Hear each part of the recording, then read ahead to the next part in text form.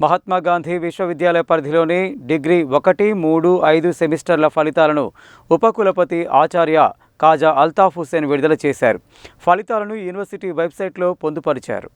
MGU పరిధిలోని degree 1, 3, 5 సెమిస్టర్ల ఫలితాలను university ఉపకులపతి ఆచార్య కాజా అల్తాఫ్ హుస్సేన్ బుధవారం విడుదల చేశారు.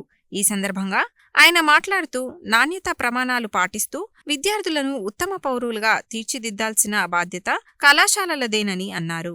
డిగ్రీ కళాశాలలో విద్యా సౌకర్యాలు మెరుగుపరిచి హాజరు నిబంధనను విధిగా పాటించాలని సూచించారు. డిగ్రీ మొదటి సెమిస్టర్లో 6,300 మంది విద్యార్థులకు గాను 1,338 మంది విద్యార్థులు ఉత్తీర్ణత సాధించగా, మూడవ సెమిస్టర్లో 4,509 మందికి గాను 1,569 మంది, ఐదవ సెమిస్టర్లో 5,378 మందికి గాను 2,380 మంది ఉత్తీర్ణత సాధించినట్లు యూనివర్సిటీ పరీక్షల నియంత్రణ అధికారి ఉపేందర్ రెడ్డి తెలిపారు. ఫలితాల పూర్తి వివరాలను విశ్వవిద్యాలయ వెబ్సైట్లో పొందుపరిచినట్లు తెలిపారు. ఈ కార్యక్రమంలో రిజిస్ట్రార్ ఆచార్య Aluvala Ravi, additional controller doctor Lakshmiprabha, doctor Sandhyarani, doctor Ramachandragoud, doctor Pravalika, coordinator doctor Bhikshamaiah పాల్గొన్నారు.